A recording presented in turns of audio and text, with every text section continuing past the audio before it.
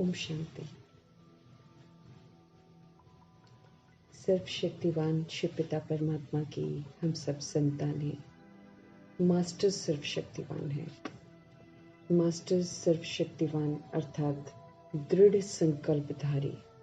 जो भी करना है दृढ़ संकल्प से करना है। क्या दृढ़ संकल्प करेंगे हम? मुझे श्रेष्ठ कर्म ही करने हैं। मुझे श्रेष्ठ कर्म ही करने हैं। मुझे सर्व गुणों को ही यूज करना है। मुझे सर्व शक्तियों को ही यूज करना है। चाहे दुनिया का कोई कुछ भी करे, मुझे श्रेष्ठ कर्म ही करने हैं। मुझे श्रेष्ठ परिवर्तन करना ही है। मुझे श्रेष्ठ बनना ही है। मैं आत्मा पुरुष हूँ, मालिक हूँ, रथी हूँ। प्रकृति अर्थात शरीर, मेरे कर्म इंद्रियां मुझे धोखा दे नहीं सकती हैं। अभी ही मुझे परिवर्तन करना है। कल भी नहीं, आज भी नहीं, अब भी मुझे परिवर्तन करना है। मुझे महावीर बनना है। मुझे निराकार राम का आज्ञाकारी बच्चा बनना है। मुझे दिव्य नेत्र से दिव्य स्वरूप को ही देखना है। चमड़ी के नेत्र से न तो मुझे देखना है और न ही मुझे कुछ सोचना है। देह रूपी चमड़ी के बारे में न मुझे सोचना है और न मुझे देखना है और न मुझे चमड़ी समझकर कोई कर्म करना है। चमड़ी के नेत्र से जो देखने की आदत पड़ी हुई है, उस आदत को अब बंद करना है। चमड़ी के नेत्र से देखना ही बंद कर देना है। हम सब फरिश्ते हैं, हमें याद रखना है। हम सब सच्चे ब्राह्मण हैं। हम सब स्वराज्य अधिकारी हैं। हम सब मास्टर मुरलीधर हैं। हमें हर बात की समझ मिल रही है। समझ से विकारों रूपी विषैले सांप को, उसके विष को समाप्त करना है। उसको शैया बना देना है। उसको सेवाधारी बना देना है। मस्तक मणि पर ही हमारी नजर जानी चाहिए। आत्मा आत्मा को देखकर आत्म अभिमानी बन जाएगी। यही विधि है। शरीर रूपी रथ के हम मालिक हैं, अधिकारी हैं। हम उसके अधीन हो नहीं सकते हैं। शरीर रूपी कर्म इंद्रियां जो हैं, मुझ पर अपना अधिकार जमा नहीं सकती हैं। इतनी दृढ़ता से हम आत्माओं को चलना है। जो भी प्रभु हम आत्माओं को कहते हैं, वो हमें दृढ़ संकल्प से ही करना है।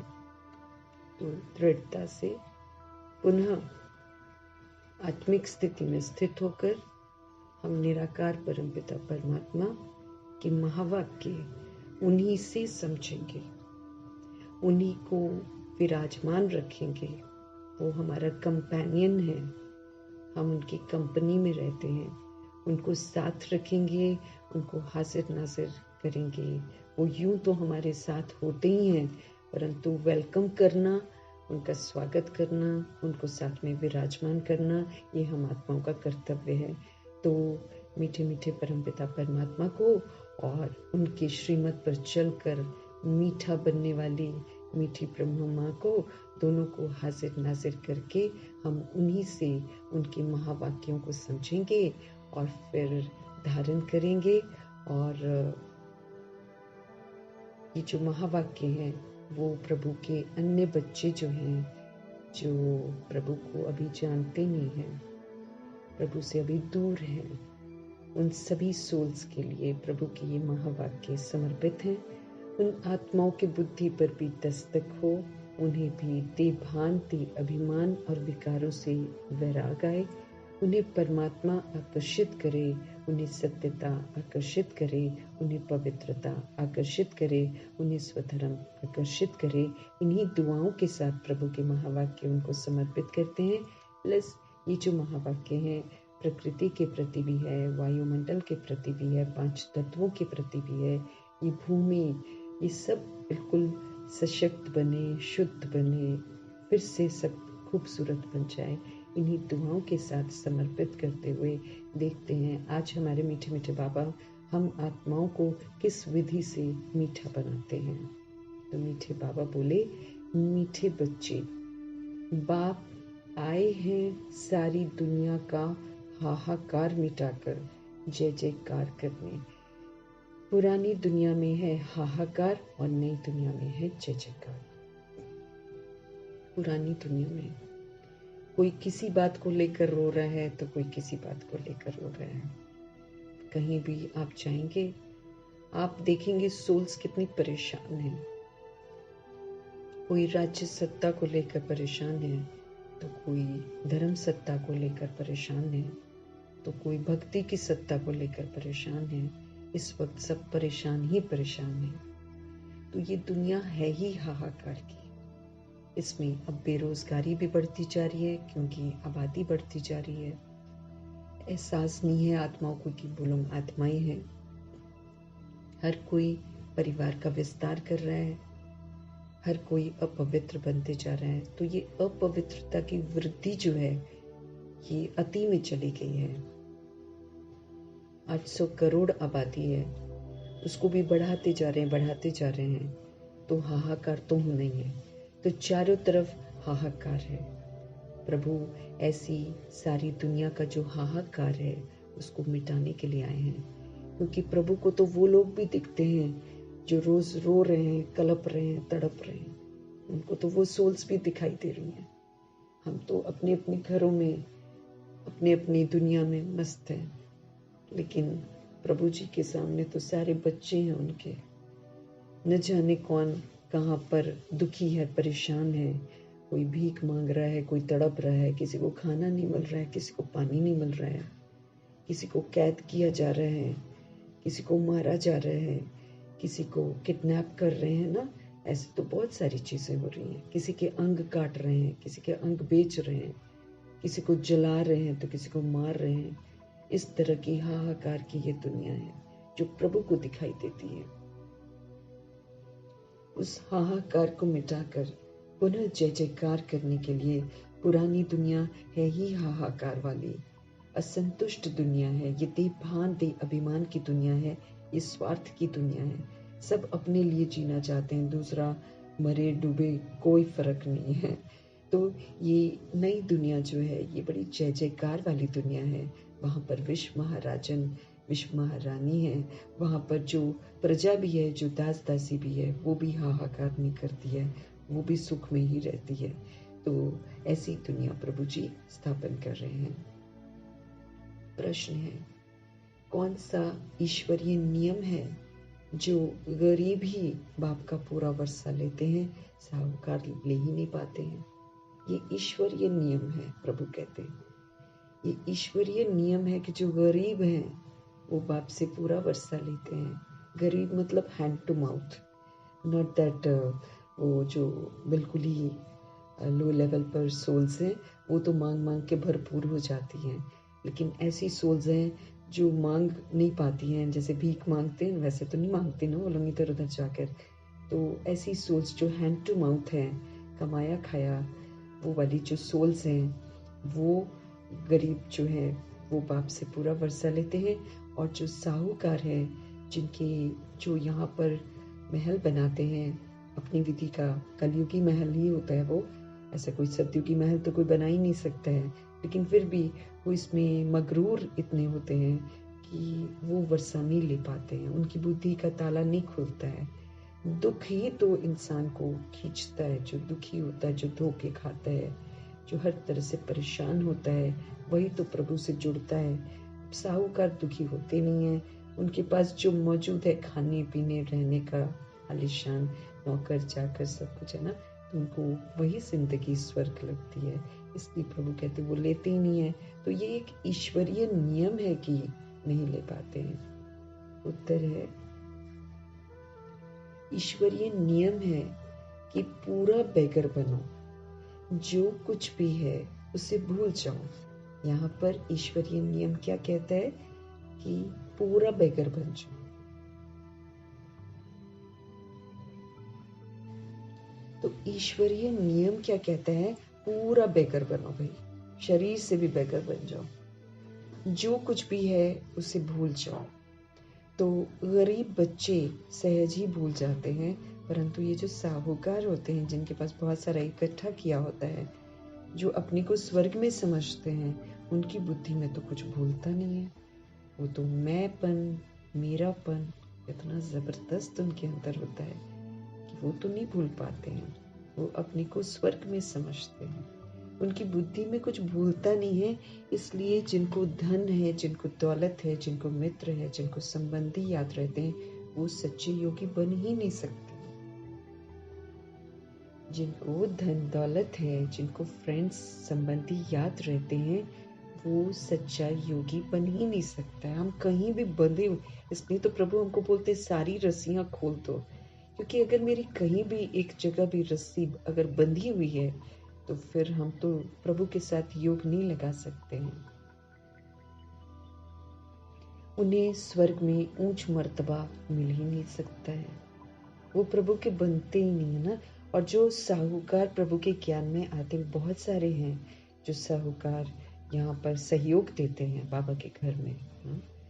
ये बहुत रिच हैं, और लेकिन उनको नहीं समझ में आता है ज्ञान, इसलिए वो स्वर्ग में ऊंच मर्तबा उनको नहीं मिलता है। वो जो प्रभु के ज्ञान एक तो आते ही नहीं है ना, और एक जो सहयोग देते हैं पूरा, बहुत सारी सोल्स हैं वो जो सहयोग देती है। बड़े बड़े उन्होंने होटल्स बनाए हुए हैं, उसमें झंडा लगाते हैं लेकिन नीचे में सारा कुछ वही सब देते हैं, शराब वगैरह सब कुछ बिक्री होती है नीचे। वो जो क्लब्स होते हैं वो भी बने होते हैं, मतलब क्योंकि उनको समझ में नहीं आता है ना, वो चलाते वही हैं, लेकिन उनको ये ज़रूर रहता है कि भगवान के यज्ञ में देना है। वो यथार्थ, जैसे कल बाबा कह रहे थे ना, कि कईयों को ये मालूम ही नहीं है कि गॉड फादरली यूनिवर्सिटी है, यहाँ निराकार परमपिता परमात्मा टीचर बनकर पढ़ाते हैं। तो तेरे मनी सोल्स जो जानते ही नहीं है, तो फिर जिनको धन दौलत मित्र संबंधी याद आते हैं, वो फिर धन दौलत में रहते हैं, उनको फिर फ्रेंड्स होते हैं, रिलेटिव्स याद आते हैं, वो फिर प्रभु के मना बनते नहीं हैं, बेगर नहीं बनते, छोड़ नहीं पाते बुद्धि से सब कुछ, तो उन्हें फिर स्वर्ग में ऊंच मर्तबा नहीं मिलता। आते ज़रूर हैं, सेमी स्वर्ग में आ जाएंगे, चाहे स्वर्ग में आ जाएंगे, लेकिन ऊंच मर्तबे से वंचित रहते हैं। ओम शांति। मीठे मीठे निश्चय बुद्धि बच्चे तो अच्छी रीति जानते हैं, उनको पक्का निश्चय है कि हमारे शिव पिता परमात्मा आए हुए हैं सारी दुनिया का झगड़ा मिटाने। कोई भी इस दुनिया का झगड़ा मिटा नहीं सकता है उल्टा, और जो मिटाने जाएगा उसको भी समेट लेंगे। जो मिटाने की कोशिश करेगा उसे देह से मिटा देती हैं आत्माएं। तो मीठे मीठे जिन्हें प्रभु में पूरा निश्चय हो जाता है, वो अच्छी रीति से जानते हैं, उनको पक्का निश्चय है कि बाप आया हुआ है, सारी दुनिया जो है जिस झगड़ा है सारा मिटाने के लिए आए हैं। जो सियाने समझदार बच्चे हैं, जो गंभीर हैं, जो सियाने समझदार बच्चे हैं, जैसे मातेश्वरी और जैसे प्रजापिता ब्रह्मा, ये सियाने बच्चे हैं, ये बड़े सियाने हैं, सुनते ही प्रभु का कहना मानते हैं। हम तो कितनी देर लगाते हैं, ये नहीं देर लगाते हैं। ये सियाने हैं, ये समझदार बच्चे हैं, वो जानते हैं इस तन में बाप आए हुए हैं, जिसका नाम भी है शिव बाबा। क्यों आए हैं? हाहाकार को मिटाकर जय जयकार कराने के लिए आए हैं। मृत्यु लोक में कितने झगड़े आते हैं, ये जो मृत्यु लोक है इसमें तो झगड़े ही झगड़े हैं। सबको हिसाब किताब चुकतू करके अब जाना है। अब हमने हिसाब किताब भी तो गड़बड़ बना रखे हैं, और गजब के बना रखे हैं, और इतने बना रखे हैं कि मैंने खामा खां का किसी की चर्चा कर करके भी हमने हिसाब किताब बना रखे हैं, इस बात से बिल्कुल अनजान कि हम जो सोच रहे हैं, जो बोल रहे हैं, जो कर्म कर रहे हैं, वो सारे हिसाब किताब बनकर मेरे सिर पे खड़े हैं। हाँ, तो भगवान हम आत्मा को समझते रहें कि मृत्यु लोक में कितने झगड़े आती हैं, सबको हिसाब किताब चुकतू करके जाना है। आर्मी है, नेवी है ना, एयरफोर्स है, जो भी है, हिंदू मुस्लिम सिख ईसाई, सब ने झगड़े अपन ने बना रखे हैं। कभी किसने किसको मारा हुआ है, कभी किसने किसको मारा हुआ है। हिसाब किताब ज़बरदस्त है इस मृत्यु लोक में। तो सबको हिसाब किताब चुकतू करना है, फिर वापस घर जाना है। अमर लोक में कोई झगड़े की बात नहीं, वहाँ कोई झगड़ा नहीं करते। यहाँ तो कितना हंगामा लगा हुआ है, कितनी कोर्ट जज आती है, मारा मारी लगी हुई है। कोई किसी को गायब कर देगा, कोई किसी को मार देगा, है ना। कुछ भी करती हैं सोल्स आजकल तो, है ना। एक आत्मा जैसे क्या थी, वो बच्चों को ही गायब करती थी और पता नहीं क्या करती थी, उनको मारती थी कि क्या, भूल गई मैं। वो कैसे पूरा पकड़े गए थे, वो उसका पूरा षड्यंत्र पकड़ा गया था कि कैसे वो गायब करता था बच्चों को। तो चारों तरफ मारा मारी लगी हुई है। विलायत आदि में भी देखो हाहाकार है। वो सब बाद में आए हैं, खान जितने भी बाहर के हैं, अमेरिका या लंदन जो भी है, ये सब बाद में आए हैं, 2500 वर्ष के बाद आए हैं, और कोई तो 100 वर्ष पहले आए।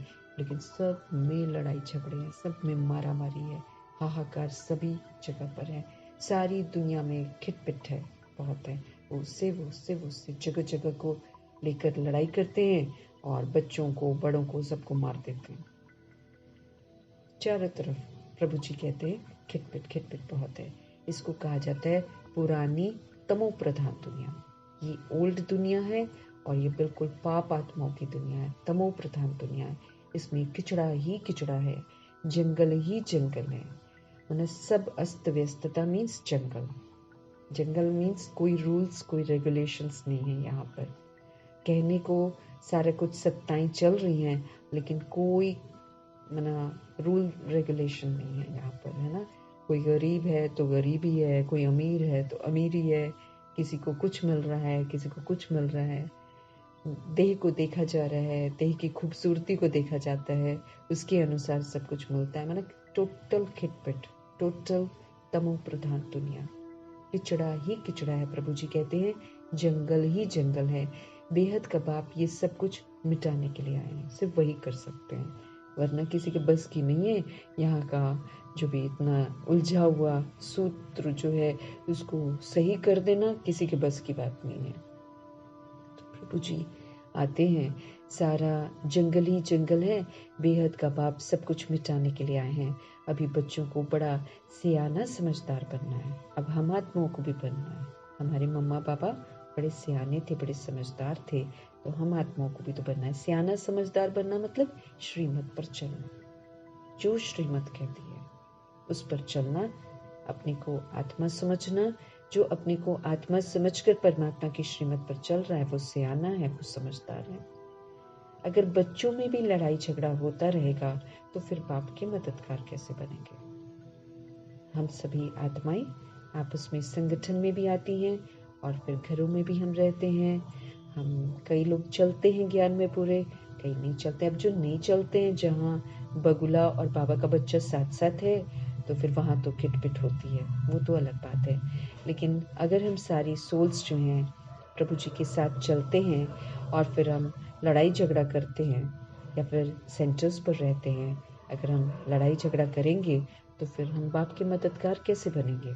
अब संस्कारों का टकराव तो होगा, लेकिन यही तो हमको छोड़ना है ना, प्रभु जी कहते हैं।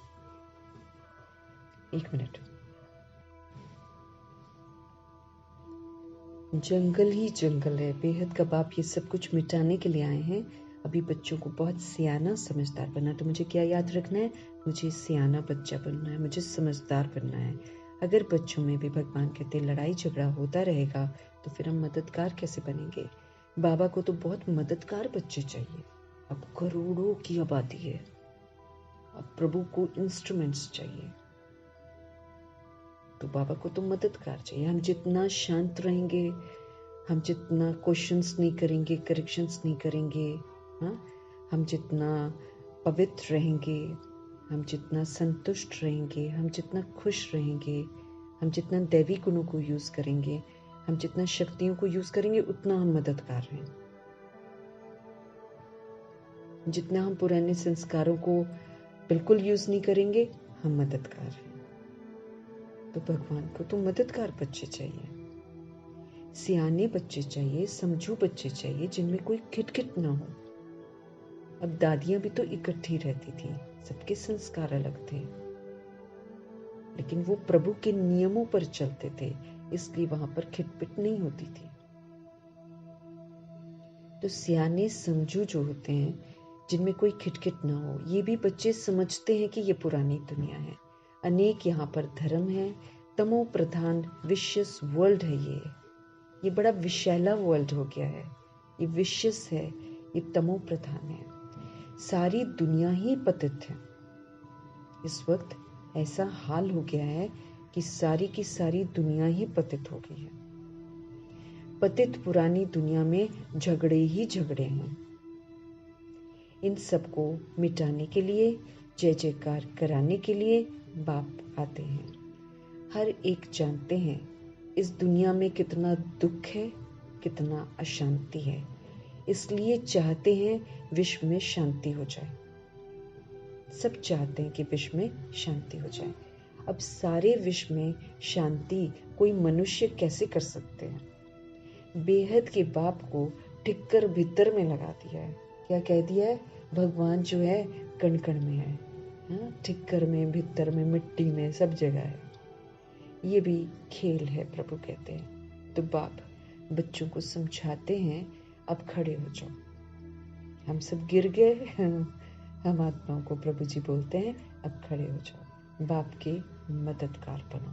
ये गिरी हुई हरकतें अब छोड़ दो, अब उठो, तुम काबिल हो, तुम शक्तिशाली हो, उठो, तुम खड़े हो जाओ, बाप के मददगार बनो। बाप से अपना राज्य भाग्य लेना है, कम नहीं है, अथाह सुख है। बाप कहते हैं, मीठे बच्चे, ड्रामा अनुसार तुमको बेहद का बाप पद्मा पदम भाग्यशाली बनाने के लिए आए हूँ। याद दिला रहे हैं कि मैं क्यों आया हूँ।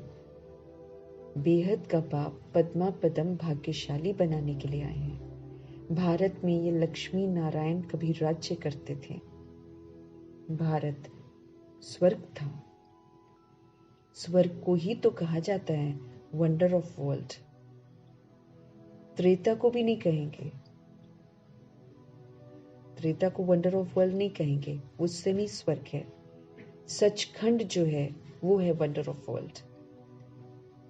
ऐसे स्वर्ग में आने का बच्चों को पुरुषार्थ करना चाहिए।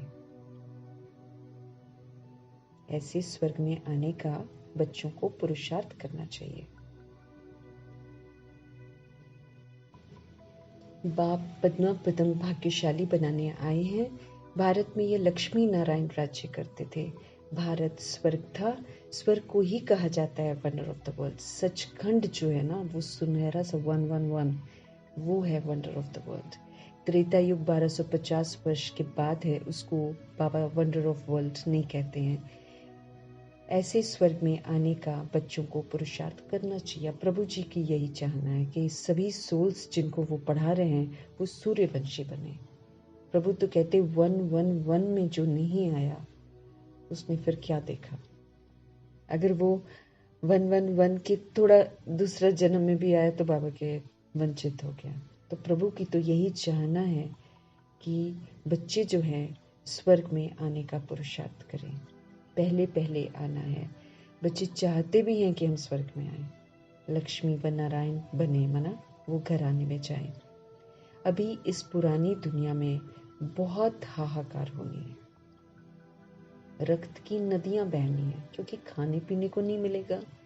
अभी जब जॉब्स नहीं मिलेंगी, क्योंकि लाखों लाखों बंदा खड़ा है, सीटें कम है, कहाँ जाएंगे लोग। और फिर थोड़ा भ्रष्टाचार भी चलता है, और फिर जो काबिल है उनको मिलता नहीं है, जो नहीं काबिल होंगे वो ऐसा वैसा देकर कहीं लग जाएंगे। तो डेफिनेटली हाहाकार तो होना है ना, क्योंकि बाबा ने बोला है यादव लड़ेंगे, कौरव लड़ेंगे। ये जो यवन है, यानी कि ये जो यूथ है, ये तो खून खराबा कर देगा।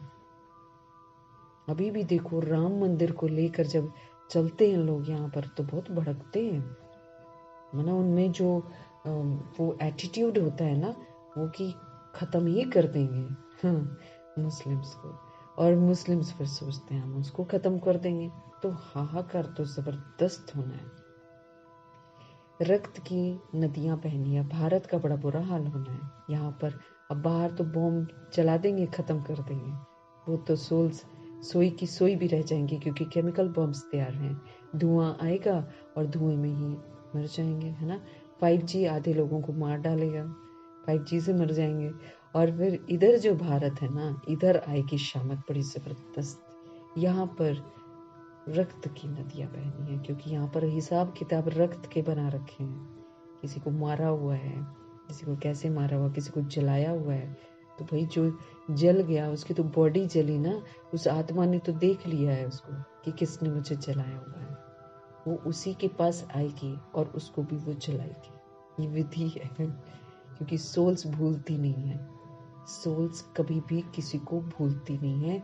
वो अगर उनको मारा जाता है उस समय वो देख लेती है अच्छी तरह, उसकी वो रूह की रिकॉर्डिंग हो जाती है, इसलिए वो रूह को पकड़ लेती है। कहीं ना कहीं उसके पास जाकर जन्म लेगी, उसके घर में जन्म लेगी, चाहे कुछ भी कहीं भी आसपास जन्म लेगी, वो उसको खत्म करेगी। आज के समय में जब हम हरकतें किसी की देखते हैं तो खौफ आता है, लेकिन जो मारता है उसके पास वजह होती है उसको मारने की। जैसे एक लेडी है पंजाब की, उसने क्या किया, पड़ोसी की छोटी सी लड़की है, 2 साल की लड़की है, उसको वो रोज लेकर घूमने जाती थी। ऐसे करते करते एक दिन उसको ले जाकर उसने रेत में उसको दफन किया है। रेत में कैसे वो लड़की तड़पी होगी, 2 साल का बच्चा, आप उसको रेत में दबा रहे हो, और उसको मार मार के उसने अंदर दबाया है। तो जब बॉडी निकली थी तो लोग ये पूछ रहे थे और सोच रहे थे कि कैसे वो इतनी क्रूअल हो सकती है। लेकिन जो सोल इतनी क्रूअल्टी से किसी को मारती है ना, उसके पास वजह होती है, ऐसे ही नहीं कोई मारता।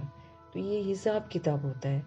उस 2 साल की लड़की, जो अभी 2 साल की लड़की है, उसने उसको पिछले जन्म में मारा होगा, 2 साल में ही मारा होगा। तो सोल्स के अंदर रिकॉर्डिंग है। इसलिए बाबा कहते हैं ना कि कभी भी किसी के साथ कहीं पर अन्याय होता है या किसी की इज्जत लूट रहे होते हैं, कोई भी मदद करने नहीं आता है। क्यों नहीं आता है? और बड़ी निर्दयता से लोग उसके साथ बुरा करते हैं, और बुरा करने वाला बड़ा संतुष्ट अनुभव करता है बुरा करने के बाद। क्यों? क्योंकि रूह संतुष्ट होती है बदला लेकर। तो इस तरह के तो कितने खौफनाक सीन होने वाले हैं, कितने। इसलिए बाबा हमको बोलते हैं, भाई जो तुमने हिसाब किताब बना रखे ना, वो दिव्यता से, सत्यता की सभ्यता से, हड्डी सेवा करके चुकतू कर दो, नहीं तो वो चुकतू करवाए जाएंगे, फिर हमें अच्छा नहीं लगेगा। तो प्रभु जी पहले ही समझा रहे हैं, इस हाहाकार, इस पुरानी दुनिया में बहुत हाहाकार होना है। रक्त की नदियां यहाँ पर बहनी है। रक्त की नदियों के बाद होती है घी की नदियां, पवित्रता, शुद्धता। ऐसा नहीं है कि घी बहेगा कई लोग ना यही सोचकर घी खाना शुरू कर देते। नहीं, घी की नदियां बहेंगी माना संपन्नता, प्योरिटी, खूबसूरती। उनको कहते हैं क्षीर सागर। यहाँ भी बड़े तालाब बनाते हैं, फिर कोई दिन मुकर्रर होता है जो आकर उसमें दूध डालते हैं, उसमें फिर स्नान करते हैं। ऐसी माना लोग करते हैं। सरोवर सा बना देंगे, तालाब सा बना देंगे, कोई दिन फिक्स करते हैं, उसमें दूध डालते हैं, उसमें फिर स्नान करते हैं। शिवलिंग पर भी दूध चढ़ाते हैं। सत्युग की भी एक महिमा है कि वहाँ घी दूध की नदियाँ हैं, ऐसा कह देते हैं, तो इसलिए दूध और घी बहाते रहते हैं। ऐसी कोई बात नहीं है, बाबा कहते कि वहाँ पर घी होगा, वहाँ पर दूध होगा। हाँ, वो तो देवता तो कभी ऐसी हरकत करते ही नहीं है कि दूसरे की एनिमल्स का कुछ यूज करेंगे। वो लोग नहीं करते हैं। देवता तो नेचुरल फ्रूट खाते हैं, जो भी लगा होता है पेड़ों पर वो लेते हैं वो। बाकी किसी एनिमल का, गाय का दूध निकालें और उसको पिए और घी भी बनाए, इतना टाइम नहीं है उनके पास जो वो अपने आप को गंदा करें और दूध निकालें और फिर उसको मथें और उसकी लस्सियाँ बनाए। ऐसा करते ही नहीं है वो लोग। वो नेचुरल फूड खाते हैं, वो किसी भी जीव से ऐसी चीज़ें नहीं लेते। अब आज के समय में मनुष्य आत्माओं को दूध चाहिए, सोचते हैं उससे ताकत मिलेगी, इस बात से बिल्कुल अनजान कि जो दूध दे रही है उसका कितना बुरा हाल हो रहा है, उसके बच्चे रोल रहे हैं, वो इधर उधर कूड़ा खा रहे हैं। इस बात का एहसास नहीं है सोल्स को। ह्यूमन बींग्स इतने निर्दयी बन जाते हैं। तो प्रभु समझ देते हैं, ऐसा नहीं है कि सत्युग में घी और दूध की नदियां बहती हैं, ऐसी कोई बात ही नहीं है। हर 5000 वर्ष के बाद तुम विश्व के मालिक बनते हो। फिर जब हम प्योर बनते हैं, जब हम विश्व के मालिक बनते हैं, तो ये प्रकृति जो इतनी खूबसूरत है वो हमको सब कुछ प्रोवाइड करती है। कुदरती ये सृष्टि का नियम है। आज हमने प्रकृति को बैड बनाया है, तो प्रकृति से हमें पॉइजनस चीजें मिलती हैं। क्या करेगी प्रकृति? अब हम इतना सारा केमिकल्स डाल देंगे उपज करने के लिए या चीजों को बढ़ाने के लिए। हम प्लांट्स में इंजेक्शन लगा देंगे। बताओ कि रातों रात घी बड़े हो जाए तो रातों रात क्या चीज बड़ी हो जाए, तो फिर ये तो हमारी गलती है ना। तो फिर हम प्रकृति को जहर दे रहे हैं, तो फिर रिटर्न में हमको जहर मिल रहा है। तो बाबा कहे कि तुम विश्व के मालिक बनते हो, और 5000 वर्ष के बाद इस समय तुम गुलाम हो, फिर तुम बादशाह बनते हो। हम सब इस समय गुलाम हैं और फिर प्रभु जी हम आत्माओं को बादशाह बनाते हैं। सारी प्रकृति तुम्हारी गुलाम बन जाती है। अब जो सोल इस समय श्रीमत पर चलकर बादशाह बनते हैं, प्रभु का कहना मानते हैं, प्रभु कहते हैं कि फिर सारी प्रकृति जो है ना वो गुलाम बन जाती है। फिर यूं प्रोवाइड करती है, उठाती है, सुलाती है, एंटरटेन करती है, कितना ना प्यार करती है सोल्स को, सत्यु की आत्माओं को, क्योंकि वो पूरा संगम युग में पूरा सहयोग देते हैं सृष्टि को खूबसूरत बनाने के लिए। तो सारी प्रकृति तुम्हारी गुलाम बन जाती है। वहां कभी बेकायदे बरसात नहीं पड़ती, वहां कोई नदियां उछल नहीं खाती, कोई उपद्रव वहां पर नहीं होता है। यहाँ देखो कितने उपद्रव है, क्योंकि प्रकृति को बिगाड़ दिया। अब क्या करेगी वो भी फिर पूरी आपदाएं लेकर आती है।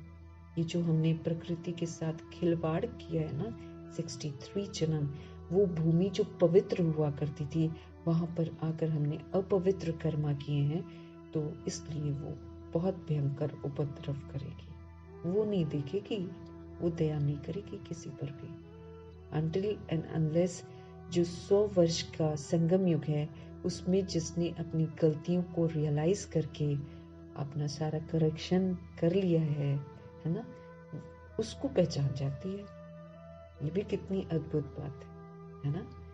सोल को पहचान जाती है। जो सोल अभी अपनी भूलों को रियलाइज करती है, जो सोल अभी श्रीमत पर चलती है, जो सोल अपने आप का स्व परिवर्तन करती है, जो सोल विश्व परिवर्तन में मददगार बनती है, उसको वो पहचान जाती है। उसको नहीं विनाश के समय में तंग करती है। बाबा ने कहा अगल बगल सब हिल रहा होएगा, टूट रहा होएगा, आपने अगर सेवा की होएगी, अगर आप पवित्र बन गए होगे, अगर आप स्व परिवर्तन कर लिया होएगा, तो डेफिनेटली वो आकर आपके पास रुक जाएगी, करेगी नहीं तंग। कितना अच्छा है ना, क्योंकि पास विद ऑनर वाली सोल्स को तो वो सलाम करेगी, क्योंकि रियलाइजेशन करना और फिर अपने आप को करेक्ट करना, फिर माफ कर दिया जाता है, गलतियों को फिर माफ कर दिया जाता है कि पाप जो कर रखे ना, माफी मिल जाती, क्योंकि मैंने सारा अपने आप को करेक्ट करके बाबा को पूरा सहयोग दिया, सृष्टि को पूरा सहयोग दिया, उसको प्योर बनाया, है ना। तो फिर वो हमको तंग नहीं करेगी, वरना तो उपद्रव दिखाने वाली है। यहाँ देखो कितने उपद्रव हैं। वहाँ पक्के वैष्णव रहते हैं, हा? और वो वैष्णवपना कहाँ पर सीखते हैं? अभी हम संगम युग में सीखते हैं। किससे सीखते हैं? मीठे मीठे परमपिता परमात्मा से सीखकर हम पक्का वैष्णव बनते हैं। विकारी वैष्णव नहीं है। जो विकार में जाते हैं उसको वैष्णव नहीं कहते हैं। यहाँ कोई वेजिटेरियन बना तो उसको वैष्णव कह देते हैं, लेकिन अब बाबा तो हमको समझ देते हैं, है ना। दूध पीना ये भी तो नॉन वेजिटेरियन, किसी एनिमल का। अब वो जो एनिमल के थन है उस पर मशीन लगा देते हैं। एबनॉर्मल गाय, मैंने सच में मना हर बात को हमको समझना है। कुछ भी हम एनिमल प्रोडक्ट्स खाते हैं, हम वैष्णव नहीं हैं, हम नॉन वेजिटेरियन में ही काउंट किए जाएंगे। विकारी वैष्णव नहीं। वे फिर विकार भी जो है, अगर हम विकार में जाते हैं, अगर मेरे अंदर देह भान है, देह अभिमान है, काम क्रोध लोभ अहंकार है, हम नॉन वेजिटेरियन की लिस्ट में हैं। हम विकार को यूज करते हैं। विष्णुपुर में पक्के वैष्णव हैं। वैसा पक्का वैष्णव कहाँ बनते हैं? अभी प्रभु जी की मौजूदगी में बनते हैं। प्रभु जी सिखाते हैं कैसे वैष्णव बनना है। तो बाबा कहे यहाँ कोई वेजिटेरियन बनता है, नॉनवेज छोड़ता है, तो उसको वैष्णव कहते हैं, परंतु नहीं, विकार से एक दो को बहुत दुख देते हैं। तो ये दुख देना भी क्या है? दूसरी सोल्स को जब हम दुख देते हैं, विकार में जाकर जो दुख देते हैं वो वाला, तो क्या करते हैं? क्रिमिनल असॉल्ट करते हैं। तो दैट इज ऑल्सो क्राइम। बाबा ने बोला तुम लोग क्रिमिनल बन जाते हो। बाप कितना अच्छी रीति हम आत्माओं को हर बात समझाते हैं। ये भी गायन है, गांव का छोरा। श्री कृष्ण तो गांव का हो नहीं सकता, वो तो वैकुंठ का मालिक है। फिर 84 जन्म लेते हैं, उसको गांव का छोरा दिखा देते हैं कृष्ण जी को। अब गांव का छोरा थोड़ी है, वो तो श्री कृष्ण तो सतो प्रधान प्रिंस है। वो तो सबसे पहला सतो प्रधान प्रिंस है। ये भी तुम अभी जानते हो कि हमने भक्ति में कितने धक्के खाए हैं, पैसे तो कितने बर्बाद किए हैं। शिव बाबा कहते हैं। बाबा पूछते हैं तुमको इतने पैसे दिए थे, हाँ, सत्युग की तुम्हें राजाई दी थी, इतना अशरफियां सोने की दी थी, कितना कुछ दिया था तुम्हें, कितना राज्य भाग्य दिया था, कहाँ गया? पूछते हैं हम आत्माओं से। तुमको विश्व का मालिक बनाया, फिर तुमने क्या किया? बाप तो ड्रामा को जानते हैं। नई दुनिया सो पुरानी दुनिया, पुरानी दुनिया सो नई दुनिया कैसे बनती है। ये चक्र है। जो कुछ पास्ट हुआ वो फिर से रिपीट होगा। बाप कहते हैं अभी थोड़ा समय है, पुरुषार्थ करके भविष्य के लिए जमा करो। पुरानी दुनिया का सब कुछ मिट्टी में मिल जाना है, उस मिट्टी के पीछे अपना टाइम वेस्ट मत करो। प्रभु जी क्या कहते हैं? अभी बहुत थोड़ा समय है, पुरुषार्थ करो।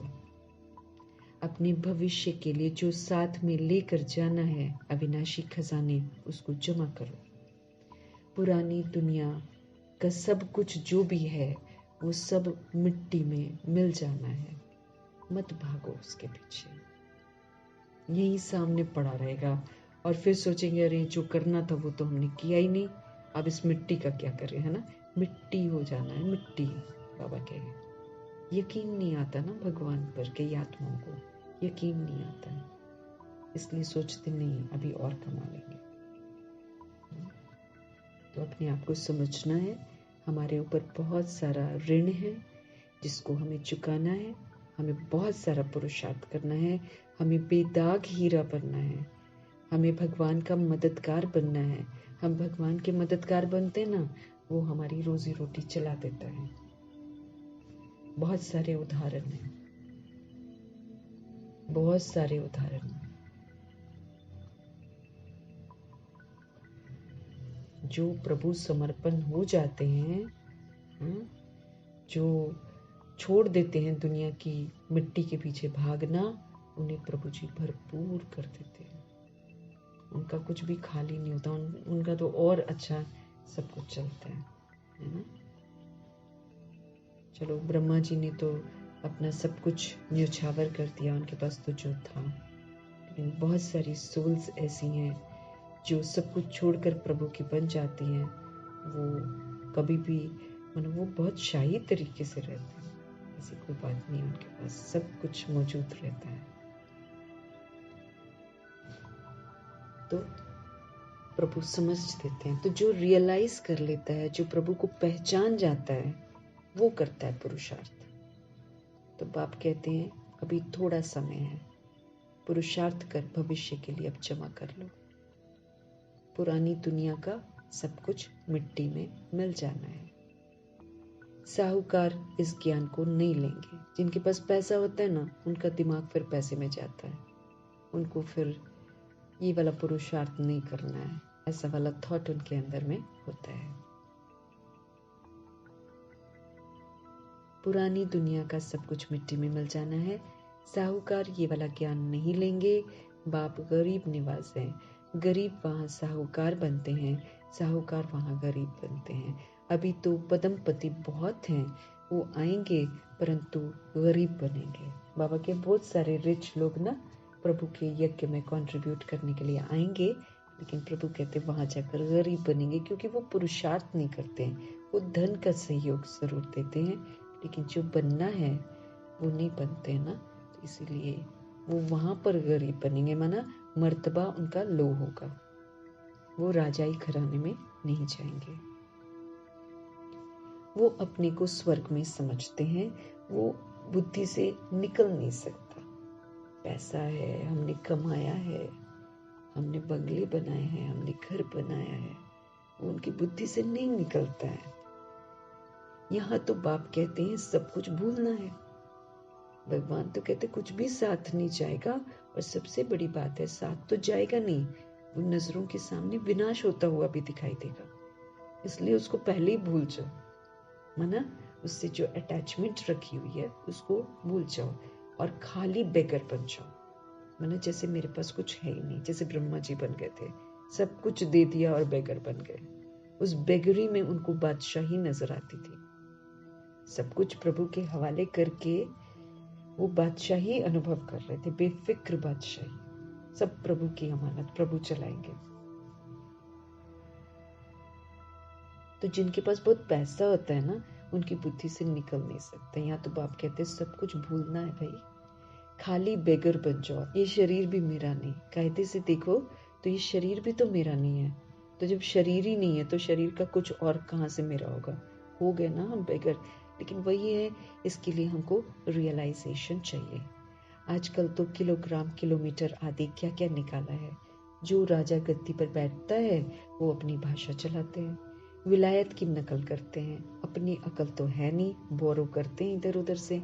इस समय सब तमो प्रधान है। अमेरिका आदि में विनाश की सामग्री में देखो कितना धन लगाते हैं, सारी दुनिया को खत्म करने के लिए सारा पैसा लगा कर रखा हुआ है। इतनी विनाश की सामग्री, कितना धन लगाते हैं उसमें। और फिर अभिमान देखो क्या है, हमारे पास इतने बॉम्ब्स हैं, इस बात से बिल्कुल अनजान कि हम भी इसकी लपेट में आएंगे। जो दूसरों के लिए गड्ढा खोदेगा वो तो खुद भी तो उसमें गिरेगा। अपने लिए उन्होंने सेफ्टी के स्थान बना रखे हैं अंडरग्राउंड, इसलिए वो सोचते हैं हमें कुछ नहीं होगा। हम कहाँ, हम बम्स चलाकर उसके अंदर घुस जाएंगे जो सेफ्टी है। लेकिन इस बात से बिल्कुल अनजान कि ड्रामा कितना पावरफुल है, प्रकृति कितनी पावरफुल है।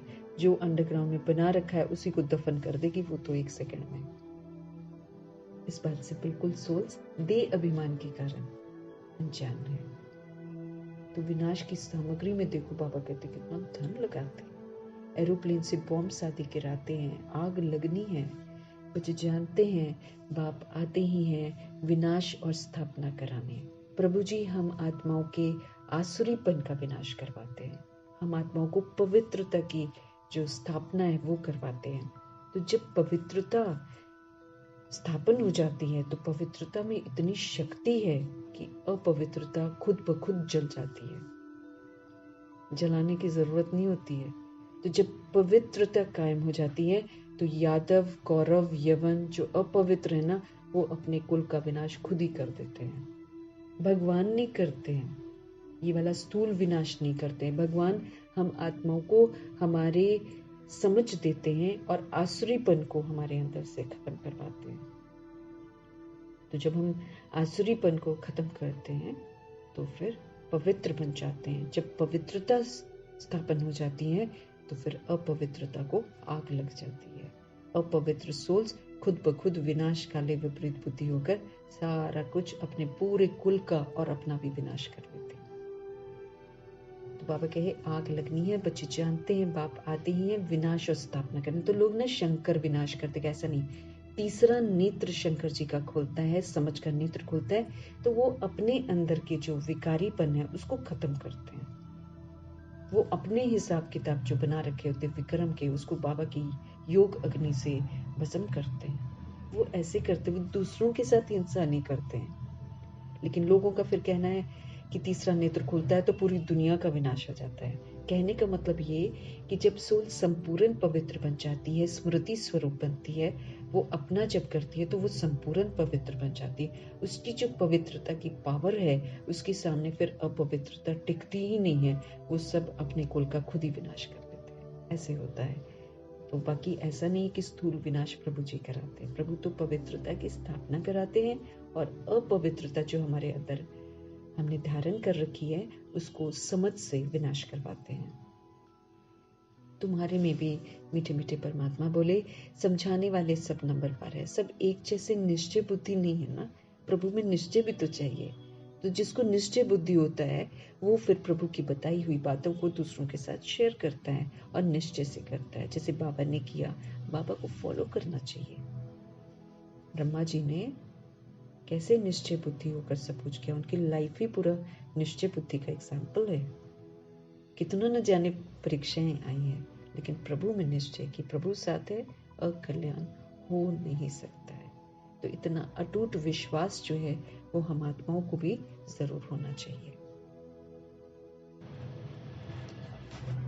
तो जैसे बाबा ने किया, बाबा को फॉलो करना चाहिए। पुरानी दुनिया में ये पाई पैसे क्या करेंगे? आजकल कागज के नोट निकाले हैं, वहां तो मोहरे हुआ करती थी ना, सोने के महल हुआ करते थे, सोने की अशर्फियां हुआ करती थी। सिक्कों का वह क्या मूल्य है? जैसे कि सब कुछ मुफ्त में है, सतो प्रधान धरनी है ना, मना हम जब प्योर हैं तो हमको मेहनत करने की ज़रूरत नहीं है, सब स्वतः ही मिलता है। जैसे दादियाँ प्योर थी ना, तो फिर जब पवित्र थी, उनको सब कुछ मिलता था। वो तो कोई कमाती तो नहीं थी, है ना। बचपन से ही प्रभु के ज्ञान में थे वो लोग। वो क्या करते थे? पवित्र थे, सतो प्रधान थे। पूरा अपना जो भी बाबा की श्रीमत पर चलकर सेवाएं करनी है वो करते थे, तो सतो उनको सब कुछ प्योर मिलता था। उनका दिल बड़ा सच्चा था, सच्चे दिल से वो सेवा करते थे। तो प्रकृति भी फिर उनको कलयुग में भी प्योर चीज़ें प्रोवाइड करती थी, अच्छी जगह उनको रखती थी। और जहाँ भी वो रहते थे वहाँ सफाइयाँ रहती थी, है ना। उनको कोई मच्छर भी मारने की ज़रूरत नहीं पड़ी। देखो उनका कैसे, माना कोई भी हिसाब किताब ना बने। अब गुलजार दादी जहाँ रहते थे, जय गुलजार, उनके इर्द गिर्द सफाई करने वाले और सब कुछ ठीक करने वाले दूसरी सोल्स थी। ये प्रभु के साथ बिल्कुल ऑनेस्ट हैं, तो इनको मच्छर भी मारने की जरूरत नहीं, माना वो मच्छर मारने का पाप भी उनसे नहीं हुआ, है ना। ये सारा माना ऑटोमेटिकली हम जो करते हैं उसके अनुसार हमको प्राप्तियां होती है। अब वो सतो प्रधान थी तो उनको फिर ऐसा कोई कर्मा करना ही नहीं पड़ता था जिसके लिए उनका कोई पाप कर्म बने। वो जहाँ जाती थी उनके लिए जो एक समय था जब वो पुरुषार्थ करती थी वो अलग बात था, लेकिन जो अब वाला जो टाइम था उनको कोई भी कुछ करने की ज़रूरत नहीं थी। न खाना बनाना है न कुछ करना है, सब कुछ प्रोवाइड होता था। और ज़्यादा ध्यान रखा जाता था कि कोई चीज़ गलत नहीं होनी चाहिए, बनाने वाला बड़ा शुद्ध होना चाहिए, हर चीज़ का बड़ा ध्यान रखा जाता था। तो क्या होता है कि सब कुछ मुफ्त में मिलता है। फिर सतो प्रधान धरनी जब बनाते हैं हम, तो फिर धरनी जो है सब कुछ प्रोवाइड करती है। बाबा भी साथ में है, बाबा प्रोवाइड करते हैं सब कुछ। अभी तो मीठे बाबा कहते हैं अभी तो पुरानी हो गई है धरनी, है ना। वो है सतो प्रधान नई दुनिया, बिल्कुल नई जमीन होती है, बिल्कुल नई जमीन। हम सभी सोल्स की जो बॉडीज होती हैं उन सब की खाद बन जाती है, सब दफन कर देती है। कोई ये होता है हमारा मना जो दुनिया कहती है ना अंतिम संस्कार। हाँ? सोल्स मुक्त हो जाती हैं, वापस घर जाती हैं, बॉडियां सारी यहीं पड़ी रहती हैं, उसको सागर प्रकृति सब दफन कर देते हैं। वो फिर अच्छी सी खाद बनती है, तो बिल्कुल नई जमीन हो जाती है। तुम सूक्ष्म वतन में जाते हो तो शुभी रस आदि पीते हो, मतलब जो बुद्धि से जाते हैं बाबा उनको अनुभव कराते हैं। सत्युगी रस जो है वो शुभी रस है। परंतु बाबा के वहाँ झाड़ आदि थोड़ी होते हैं, मतलब पेड़ थोड़ी होते हैं सूक्ष्म वतन में। लेकिन जो सोल बुद्धि से जाती है उसको ये अनुभूतियां कराते हैं भगवान। तो वो अनुभव करते हैं जैसे कि कोई रस पिया है, बड़ा अनोखा सा रस है। न मूल वतन में कोई झाड़ है, कोई पेड़ वेड़ थोड़ी है वहां पर। जब तुम वैकुंठ में जाते हो तब वहां तुमको सब कुछ मिलता है। वैकुंठ जो है प्रभु के द्वारा स्थापन किया हुआ जो स्थान है, वो राजधानी में सब कुछ उपलब्ध होता है। तो जब तुम वैकुंठ में जाते हो तब वहां तुमको सब कुछ मिलता है। बुद्धि से काम लो, बाबा कहते हैं, बुद्धि से काम। सूक्ष्म वतन में झाड़ होंगे ही नहीं, है ना। जो सूक्ष्म वतन है, जो ऑफिशियल प्लेस है ब्रह्मा जी का, वहां पर तो कोई पेड़ पौधे थोड़े लगे होते हैं वहां पर। लेकिन बुद्धि से काम लो ना। सूक्ष्म वतन में झाड़ होंगे नहीं, झाड़ तो धरनी पर होते हैं, है ना, न कि आकाश में। भल नाम है ब्रह्म महतत्व, परंतु है तो पोलार। पोलार मतलब खुला स्थान, वहां पर कुछ ऐसे पेड़ पौधे नहीं होते हैं। जैसे ये जो स्टार है ना, दुनिया में जो स्टार दिखाई देते हैं, ये ठहरे हुए हैं आकाश में, है ना। वैसे तुम बहुत छोटी छोटी आत्माएं ठहरी हुई हो वहां पर मूल वतन में। जैसे स्टार्स कैसे दिखाई देते हैं, खुले में ना, ठहरे हुए दिखाई देते हैं। ऐसे ही हम सारी भी सूक्ष्म, अति सूक्ष्म ज्योति बिंदु आत्माएं जो हैं, हम परम धाम में ठहरे हुए हैं। मैंने एक जगह पर अपने स्थानों पर स्थित हैं। स्टार्स तो देखने में बड़े आते हैं, ऐसे नहीं कि ब्रह्म तत्व में कोई बड़ी बड़ी आत्माएं होंगी। हम तो ऐसी आत्माएं हैं, हम तो इन स्थूल नेत्रों से तो हम दिखाई भी नहीं देते हैं। कहाँ दिखाई देते हैं, प्रवेश होते हैं बॉडी में, और ना ही निकलते हुए दिखाई देते हैं। बस ये जो दिखाई दे रहा है शरीर, ये हलचल में आता है जब प्रवेशता होती है, और ये हलचल समाप्त हो जाती है जब वो निकल जाती है। दिखाई किसको देती है? अति सूक्ष्म है।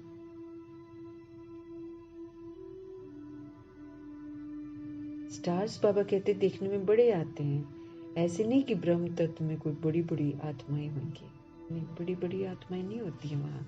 ये बुद्धि से काम लेना है, विचार सागर मंथन करना है। तो आत्माएं भी ऊपर में ठहरती हैं। आत्माएं जो हैं वो ऊपर में ठहरती हैं, छोटी बिंदी हैं। ये सब बातें जो हैं तुमको धारण करनी है, प्रभु कहते हैं। तब किसको धारणा करा सकेंगे? जब हम खुद इस बात को अच्छी तरीके से समझेंगे, रियलाइज करेंगे, तब हम दूसरी सोल्स को भी रियलाइज करवा पाएंगे। टीचर जरूर खुद जानते हैं, तब तो औरों को भी पढ़ाते हैं, नहीं तो टीचर ही कहेगा फिर। परंतु यहाँ टीचर्स भी नंबरवार हैं। तुम बच्चे वैकुंठ को भी समझ सकते हो, ऐसे नहीं कि तुमने वैकुंठ नहीं देखा है। बहुत बच्चों ने साक्षात्कार किया है वैकुंठ का। वहाँ स्वयंवर कैसे होता है, क्या भाषा है, सब कुछ देखा। शुरू की संदेशियां वगैरह जो थी, वो इस तरह के साक्षात्कार किया करती थी। वहां पर क्या भाषा है, सब कुछ देखा। पिछाड़ी में भी भगवान जी कहते हैं तुम साक्षात्कार करेंगे, परंतु करेंगे वही, ये भी कंडीशन है, यानी कि सब करेंगे, हाँ, परंतु करेंगे वही जो योग युक्त होंगे, जिनका प्रभु के साथ बुद्धि का योग लगा हुआ होगा। बुद्धि बिल्कुल क्लियर प्रभु के साथ, वो करेंगे साक्षात्कार। बाकी जिनको अपने मित्र संबंधी याद आएंगे, जिनको अपनी धन दौलत याद आएगी, वो तो क्या देखेंगे, वो नहीं देख पाएंगे, साक्षात्कार नहीं कर पाएंगे। क्योंकि देखो, जो हम कमा रहे हैं, है ना, जो हम रख रहे हैं, वो हमको याद जरूर आएगा, इसमें तो कोई दो मत नहीं है, है ना। तो जितना कईयों को रिलेशंस बनाते हैं, बहुत सारे बनाते हैं, फंस जाते हैं भाई। बुद्धि का योग फंस जाता है बहुत भयंकर तरीके से। इसलिए भगवान कहते हैं और संबंधी मत बनाओ, है ना। भगवान कहते हैं धन दौलत और इकट्ठा मत करो, ये बुद्धि का योग चला जाएगा। बुद्धि का योग चला जाएगा तो दुर्गति हो जाएगी। याद आते रहेंगे, बाबा कहते हैं उनको धन दौलत याद आता रहेगा, संबंध याद आता रहेगा, तो फिर क्या देखेंगे वो साक्षात्कार।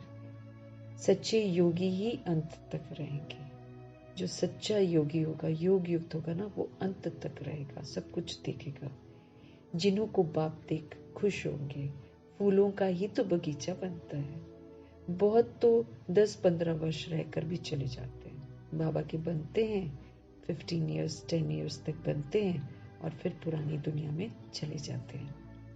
उनको कहेंगे अक के फूल, वो कहलाते हैं अक के फूल। अक देखते हैं ना, विषैला होता है, उसमें जहर होता है, लेकिन चढ़ाते हैं शिव के ऊपर। तो अक के फूल कहते हैं उनको, जो प्रभु के बनते हैं और फिर छोड़कर चले जाते हैं। पुरानी दुनिया में गए हैं तो मतलब क्या करेंगे, विकार में ही तो जाएंगे। बड़ी अच्छी अच्छी बच्चियां जो मम्मा बाबा के लिए भी डायरेक्शन लेकर आती थी शुरू में। अब मम्मा तो नहीं करती थी साक्षात्कार, मम्मा को तो एक भी साक्षात्कार नहीं हुआ। ब्रह्मा जी को भी स्थापना और पालना मना विनाश का हुआ साक्षात्कार, बाकी और क्या बातें हैं ऊपर की, वो ब्रह्मा जी को भी इजाजत नहीं थी। वो तो फिर दूसरी जो बच्चियां हुआ करती थी, वो कुमारियां, वो जाती थी और वो संदेश लेकर आती थी। तो शुरू शुरू में तो मम्मा बाबा के लिए डायरेक्शंस लेकर भी आती थी, कुछ सोल्स ड्रिल भी कराती थी, लेकिन आज वो यज्ञ में नहीं है।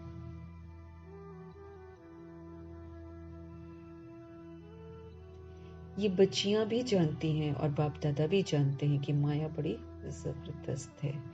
ये है माया से गुप्त लड़ाई।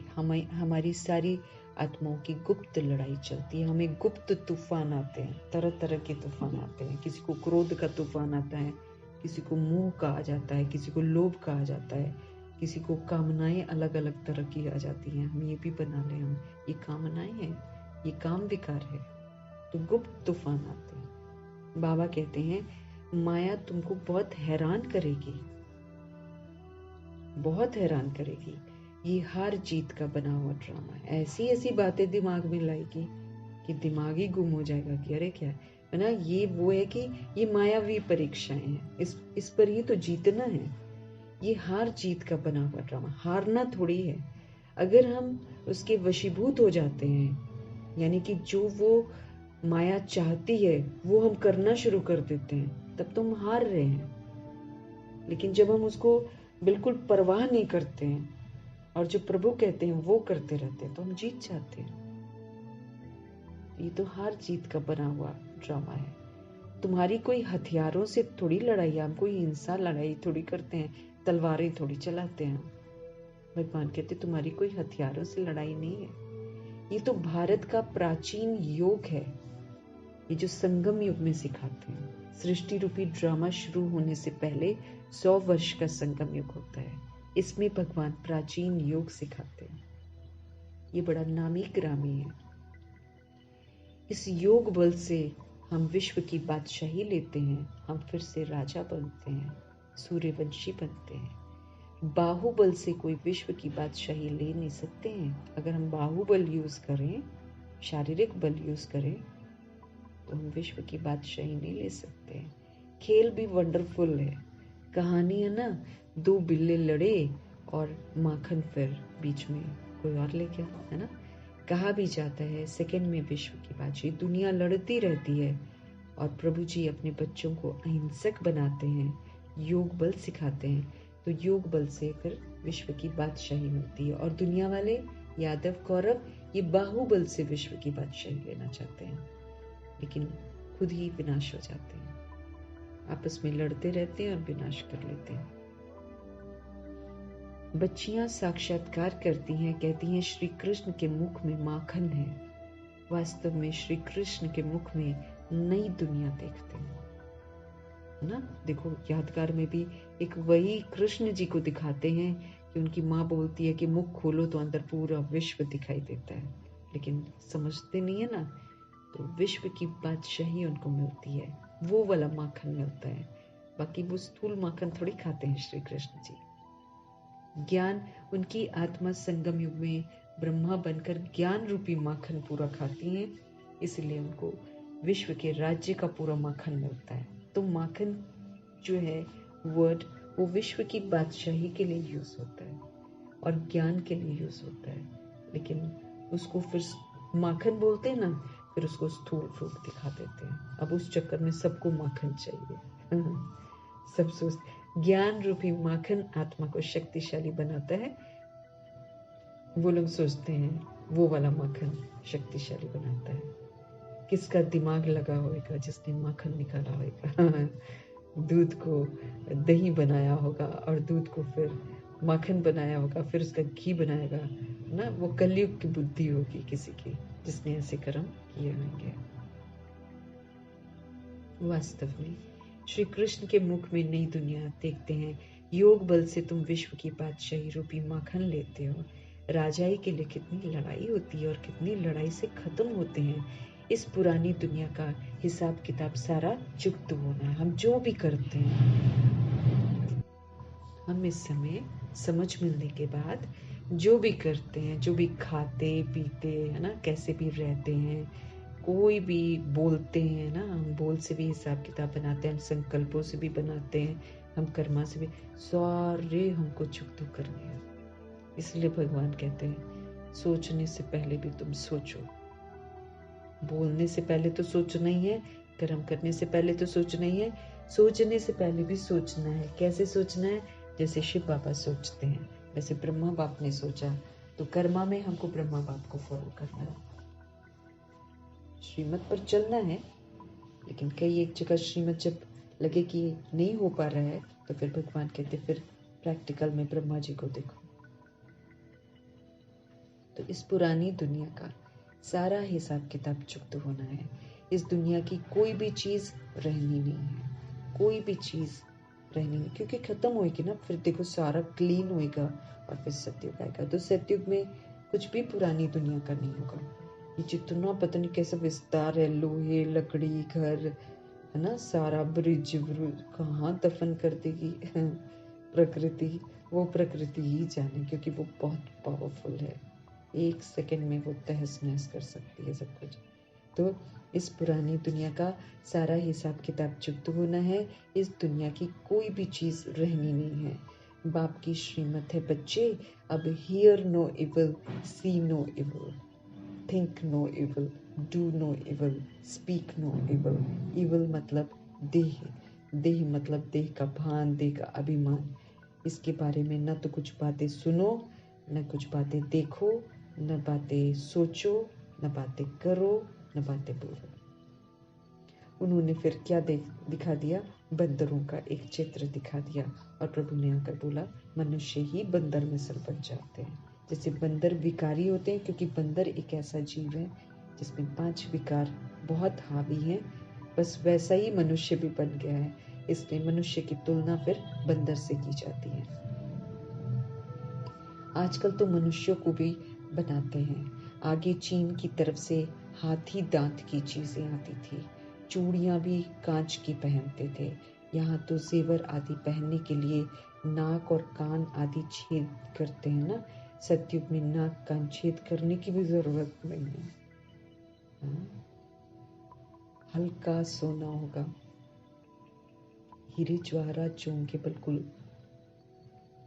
हल्के होंगे, यूं ही लगा दो तो लग जाते होंगे अब जैसे ब्रह्मा जी एक ही से सुनते हैं, मैंने एक ही शिव बाबा की सुनते हैं, तो शंकर जी के कान में दिखाते हैं ना, वो बड़े बड़े रिंग्स टाइप के है ना, एक से सुनने का प्रतीक है वो, एक परमात्मा से सुनते हैं। तो जब वो बनते हैं महाराजा तो कैसे वो डेकोरेटेड होते हैं, तो कानों में भी होता है, सिर में भी होता है, सब कुछ लक्ष्मी नारायण के जो सजे हुए होते हैं ना। भगवान कहते वहां पर छेद करने की जरूरत नहीं पड़ती है, नाक और कान वगैरह में सतयुग में नाक कान छेद करने की जरूरत नहीं। यहाँ तो माया ऐसी है जो सबके नाक कान ही काट लेती है। आजकल तो और भी क्या क्या करते हैं वो लोग, वो जो याद नहीं है मुझे, वो कुछ करते हैं ना जगह जगह, वो कान को तो एक जगह से नहीं 5-6 जगह से वो छेद कराते हैं, और भी कितना कुछ कराते हैं ना आजकल लोग, टैटूज वगैरह भी बनाते, सब में कष्ट ही कष्ट है। लेकिन यहाँ पर माया ऐसी है ना, देह का भान इतना ले आती है कि लोगों के नाक कान भी काट लेती है। वहाँ नेचुरल ब्यूटी रहती है, वहाँ कुछ करने की जरूरत नहीं रहती है, खूबसूरत सोल्स होती हैं।